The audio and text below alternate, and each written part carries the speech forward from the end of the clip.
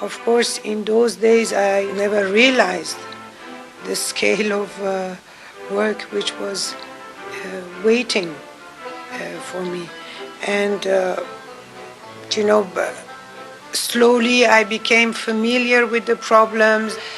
But I was very optimistic because, we had the will and the possibility to make our dreams come true. Farah turned out to be a very hard-working queen, very interested in her job. At the same time, she provided the smiling side of the royal family, while the Shah smiled less and less.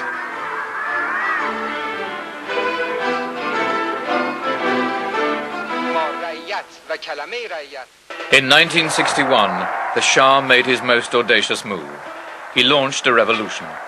Called the White Revolution, it promised land reform, the emancipation of women, health and literacy programs, and Western-style modernization.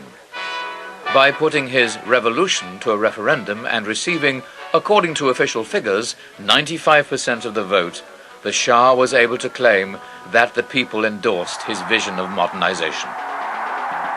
But it wasn't just the masses who backed the Shah. Western-educated liberals were also swept along by his modernizing zeal. He would say, you want to make a revolution? I am going to make that revolution because you are not capable of performing it. So I'll do it. And I am going to go very fast, very quick, and you have to run to catch me. That's why most of our generation believed in him. For the first time, I think, in Iranian history, people were hopeful that they can solve their problems. The country would, not only the country, the individuals in the country could hope for a life of prosperity and success. Many people also hoped that the revolution would deliver what the nationalist movements of the 50s had not: democracy. But their democratic aspirations were to be frustrated. In order to implement his revolution as rapidly as possible, the Shah put aside the constitution and muzzled the press. The experiences of 1953 had convinced him that his country was not ready for democracy. The Shah believed that politics is a diabolical invention of ambitious individuals, greedy individuals who are uniquely after their own personal interests. I was thinking that once you have a society in which everybody has a PhD and everybody is vaccinated against demagoguery and being duped by politicians, then you can have politics. But when will that moment come? There's no question that my father was led to a situation where he had to take a lot of functions well beyond his constitutional limitations into his own hand. My father at that time was placed in a circumstance when he wanted to get the job done, and if it was not done by reason of other people either failing in their duties or not assuming the proper responsibilities, he had to take it on himself and be on top of it to make sure it's done.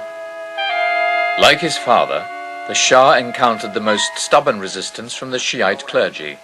And, like his father, the Shah dismissed these criticisms as the reactionary views of a medieval mindset.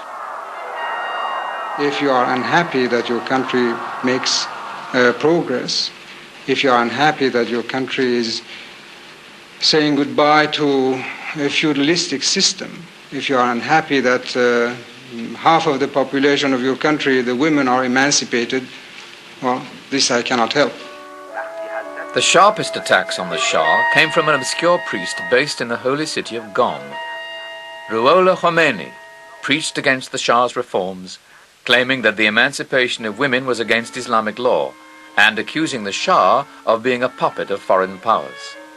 In June of 1963, Khomeini was arrested and serious rioting broke out in Tehran and in other parts of the country. The Shah hesitated. Unwilling to stain his white revolution with blood, he refused to call out the army. His prime minister had to take the responsibility. The army went into action and several hundred people died. The problem with the Shah really is that he didn't have the ability to be ruthless when he had to be ruthless. When he needed to exercise power to preserve his throne, he really couldn't do it. Order was restored, and Khomeini was exiled to Najaf, a Shiite holy city in neighboring Iraq, where he continued to preach against the Shah. In particular, he attacked the presence of American nationals in Iran, who had been granted immunity from Iranian laws.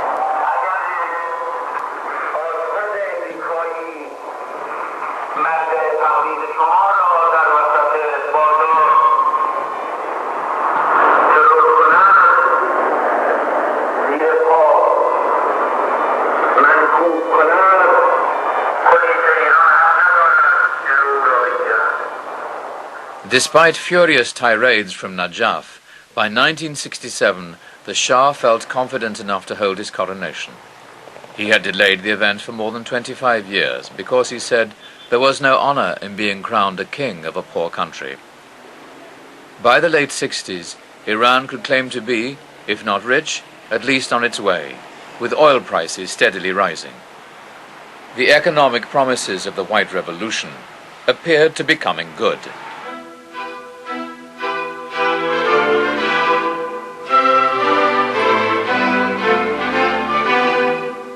Like his father, the Shah crowned himself.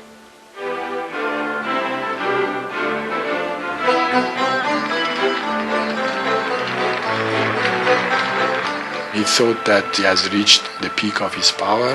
He had become the most successful of Iranian kings for several centuries. The economy was going very well. Iran's prestige was high throughout the world. So he thought that he has arrived. And this was, in fact, the beginning of the fall.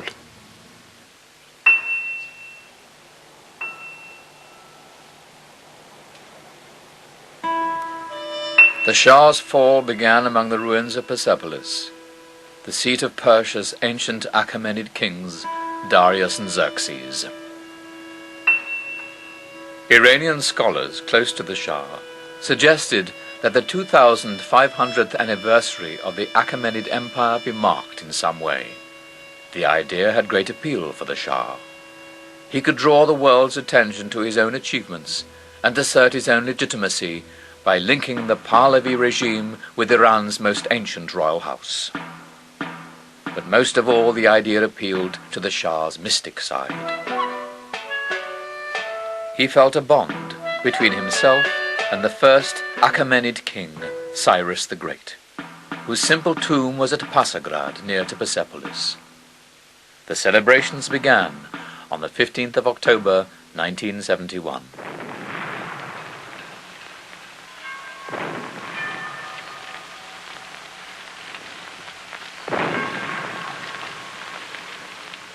In a voice charged with emotion, the Shah addressed the spirit of the long-dead king. شاهنشاه ایران و از جانب ملت من O Cyrus, great king, king of kings, Achaemenian king, king of the land of Iran, I, the Shah of Iran, offer thee salutations from myself and from my nation. کوروش For him, this moment was the essence of what he called the great civilization. شاه شاهان He wanted to go into history as a new Cyrus. The great civilization for him was a combination of Cyrus the Great and of economic and social development. After honoring the memory of Cyrus, the Shah was joined by 50 heads of state for the main event, a parade of Iranian armies through the ages which out-DeMilled Cecil B. DeMille. But there was one group excluded from the events of Persepolis, the Iranian people.